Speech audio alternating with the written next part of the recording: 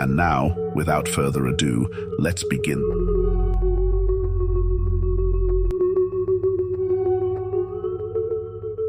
It all began when our grandfather died. He had been a solemn man, stoic, dour.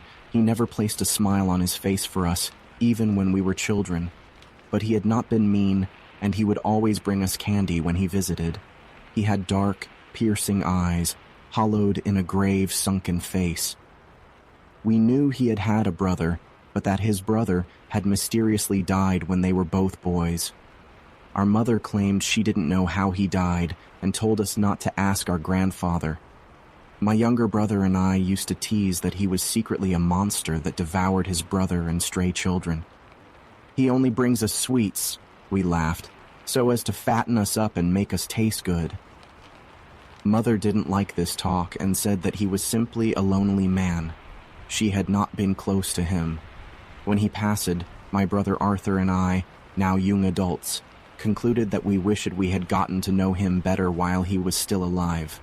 We hastily decided to find out more about him, or at least pay tribute to him, by visiting his old cottage for a weekend, deep within the woods of Pennsylvania. Mother said he had not lived there in a long time, but for some reason he would not sell the place nor permit any of his family to make a home of it. The deed was in her name now, and she said that it was a great idea for her children to spend quality time together in her father's old cottage, even if she had rarely visited it herself. I picked Arthur up from the university when his last class before the weekend had ended. With smooth tan skin, wavy black bangs, a chiseled, sharp face, and eyes the color of mahogany, girls were always stealing glances at him, but he never seemed to care. He was a recluse, preferring books to the ladies, unlike me, and of course he ran to the car with an open book in his hands. "Drop that crap, baby bro," I teased. "It's nature time. It's going to be just you, me, some fishing rods, and the great outdoors. You going to make it without your books, stud?" His eyes met mine, and he grinned. "I am bringing some books. Are you going to make it without your game systems, Beefcake?" Beefcake? I'd forgotten how weird you can be. And come on, lose the library, worm. We're supposed to be spending time together. Or are you too grown up for your big brother now? No, I just know you're going to leave me the second you find a hot lady hermit. Might as well bring my books to be prepared. Lady hermit? Hey, I'm not judging your tastes in women, but that scene ain't for me. I laughed. He shifted uncomfortably in his seat. I pretended not to notice. We drove through forested mountains for what seemed like hours, catching up, retelling our favorite childhood experiences, talking about what we wanted from life, and we even partook of a little politics. Eventually, we fell into the subject of Grandpa. He told me once about his brother. "What?" I exclaimed. "What do you mean? He told you about his brother?" "Not everything. He just said that they saw something in the woods one night. Something unnatural. It scared them. It scared them really badly. A few days later, his brother fell ill. He wouldn't eat. He wouldn't sleep. He became gaunt, feverish, delirious. Then he became violent, lashing out at the family. By the time they got a doctor up to the family cottage, it was too late. He had died of a combination of organ failure, internal bleeding, and malnutrition. The doctor said that he probably contracted a parasite in the woods somehow. I don't know what type it could have been to do that. Personally, I think he had been traumatized from whatever he saw, and he just stopped eating." "How? How did you get Grandpa to tell you?" I asked, shocked. "I didn't ask him. He told me on his sickbed in the hospital. I think he knew he was dying, and he wanted someone to know. Alex, there was something strange about it. He seemed frightened when he told me the story. Have you told Mom yet?" "No. Do you think I should?" "I don't know, man, I don't know. Sounds fishy. I don't want to talk about it anymore. Let's just enjoy our trip." "'Kay, little bro." Arthur paused, as if he were lost in thought. "'Kay," he said. The sun was setting as we, got closer to the property line, and with it, the woods themselves seemed to change. It was strange. We had grown up living in a patch of woods, and I had never feared it, even at night. But there was something sinister about the trees here. Their ashy, twisted bodies and nearly leafless branches that grasped at the road like skeletal fingers had a sinister ambience to them. They felt corrupted. They felt wrong.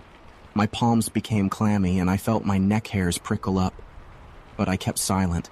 The last thing I wanted to do was spook Arthur and have him complain that he wanted to go back. The cottage rested upon a steep, lone hill, encircled by wet, green grass that was trapped in by the encroaching forest. When I parked the car and looked over, I saw Arthur was sleeping. I screamed. He awoke in a panic which had me rolling with laughter. "What the hell is wrong with you, Alex?" We grabbed our bags and walked in. It was dark, and there was no electricity. I dumped my bags and fidgeted in my pocket for a moment, retrieving a box of matches. I lit one and searched my pack for a battery-operated lantern and hung it up. "I brought a few of these," I said, "so we can put one in each room or—" "Arthur?" He was glancing around the room as if horrified by something that only he could see. When I called his name, he spun around and tried to collect himself. Yeah, sounds great." "You hungry, worm?" I said, trying to act like he hadn't just freaked me out. "No, Alex. No. I think I just want to go to bed." "'Kay, we'll just get up early tomorrow and catch us some fish for breakfast. Sound good?" "Arthur? Arthur?" This time he didn't turn to face me when he answered. He was staring out the nearby window. Yes, tomorrow." We each grabbed a lantern and our sleeping bags and explored the large cottage. It was plain, made of logs, without furnishing. We climbed the creaking stairs and found what we imagined was a bedroom once, though it was completely empty now. It might have even been Grandpa's room, decades ago. We turned off the lights and settled in on the floor.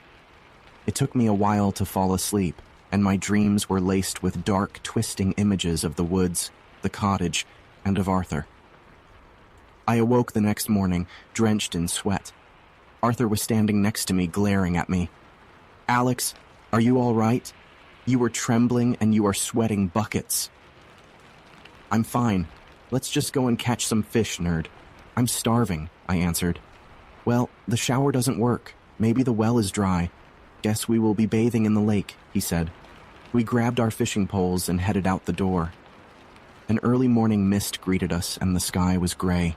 Between the fog and the low, thick clouds, the sky was impenetrable. "Where are you going, Alex? Aren't we taking the car?" "No, bro. We said we were going to do this as naturally as possible. Besides, if I remember correctly, the road to the lake isn't that long of a walk anyway. Don't be lazy." When we arrived at the lake, we cast our lines and waited. Hours passed without a bite, and still the sun didn't show and the mist didn't abate. Arthur began to whine like he always did when we were kids. "Let's go back, Alex. I don't feel so well." "Hush," I said.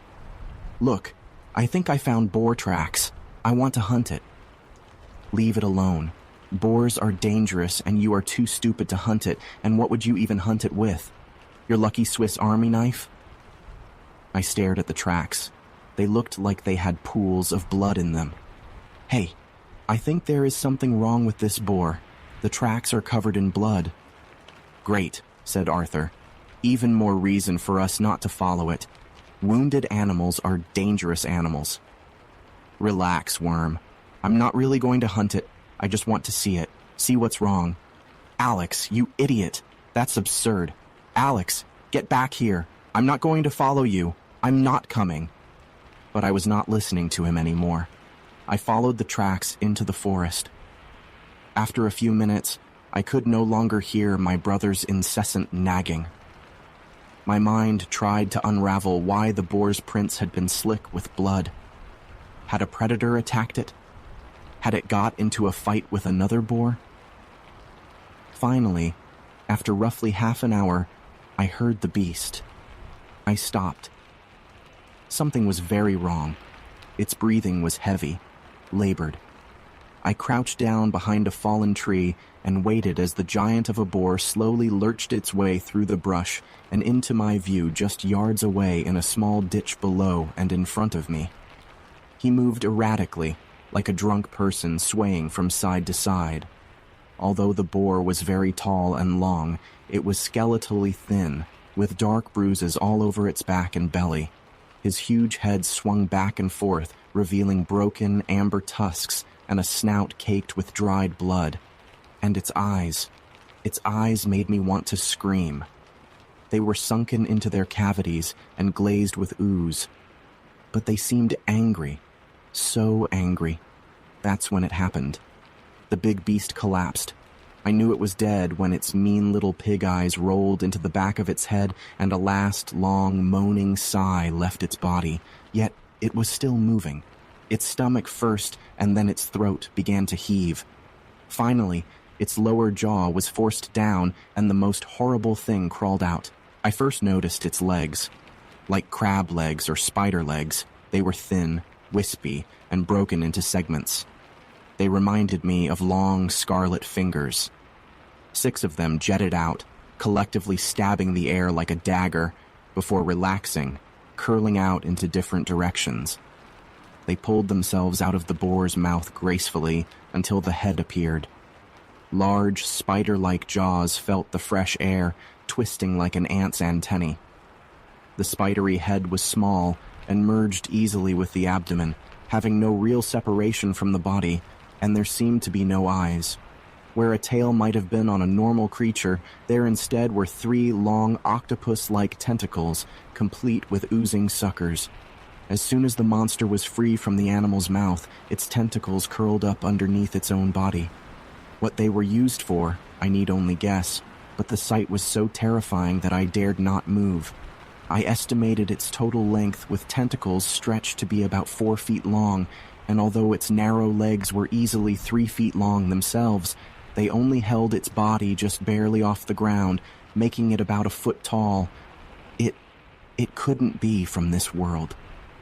"Alex!" The monster turned towards me as my brother was calling from directly behind me. Eyeless or not, it seemed to stare at me. It knew I was there. No, I thought. Go away, Arthur. Shut up and go away. Do not come here. Alex! The monster scuttled off into the shrubs behind it. I exhaled for the first time in what must have been an eternity. "Alex, there you are. I've been looking for you for an hour. Let's go. I want to go back. I'm done with this stupid lake, this stupid forest." "Okay," I croaked faintly, not looking away from the bushes. "That's it? Just an okay? Not a stop whining worm? Jesus, it's like someone nice snatched your body from you." "Let's go back to the cabin," I said, tears welling in my eyes.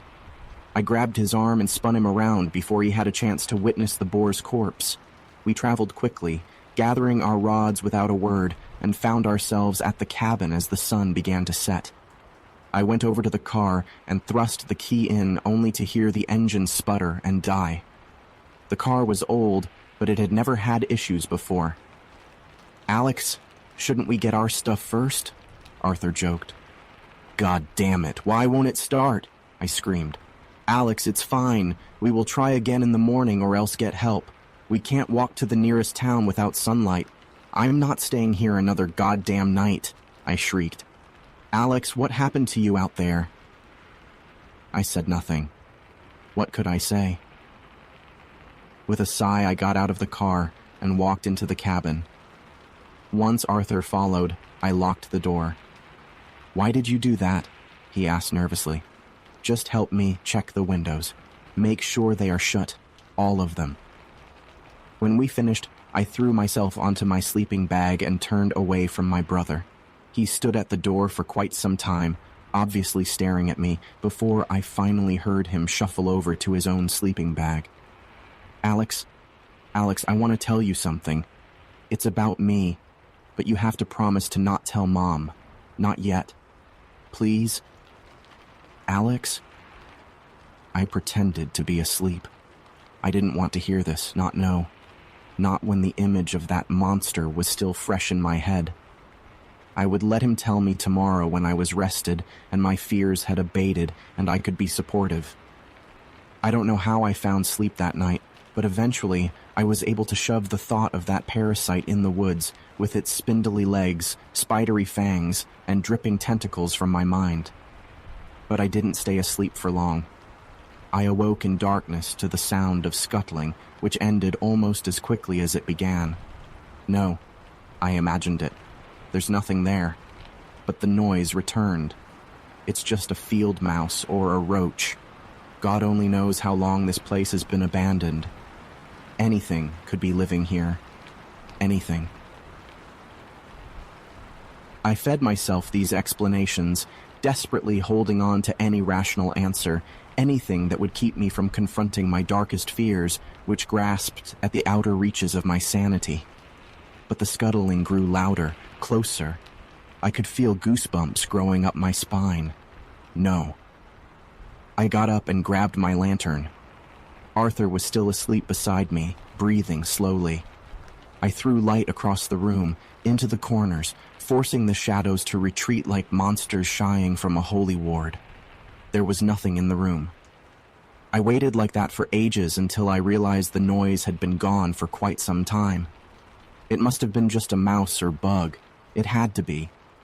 I fell back on top of my blankets, and immediately my overwhelmed mind turned off. I awoke in darkness. There was a horrible creaking sound, like bones snapping. And then I heard labored, raspy breathing. "Arthur?" I whispered. The breathing grew louder, deeper. I grabbed the lantern and flicked on the light. What I saw was the fabric of nightmares. Arthur was crouched in the corner in a puddle of blood, his arms shielding his face from the light. But they were bruised, purple and black. A rib was clearly out of place, jutting out, almost ripping through the skin. When I called out to him again, his arms slowly fell away from his face. His face. It was no longer the handsome visage it had always been, no longer the familiar, smiling, loving face of my brother. His lips had burst open as if something had repeatedly slashed at them. His eyes had sunken in and become bloodshot, glazed with a strange goo. They seemed violent. And when he looked at me, I could not see Arthur in them. "No," I moaned. He launched at me. His hands forced themselves around my throat, and he begun to choke the life from me. I tried to wrench free, but he was too strong. Where did his strength come from? I punched him, kicked him, slashed at his face, but his grip only tightened. I was crying and trying desperately to suck in any air I could.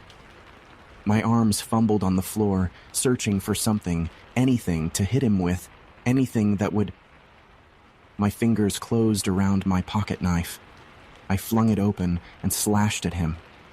His cuts bled down onto my face, stinging my eyes. I stabbed, puncturing his stomach. His grip loosened. I wrenched myself away, gasping. When I looked over, I saw Arthur on the floor, inanimate. "Arthur!" I cried. Scarlet legs burst from the wound, and out crawled the monster from hell. "I'll kill you!" I screamed, but it fled the room and into the hall. I ran over to Arthur. He wasn't breathing. I sobbed. "Arthur, I'm so sorry. I'm so sorry."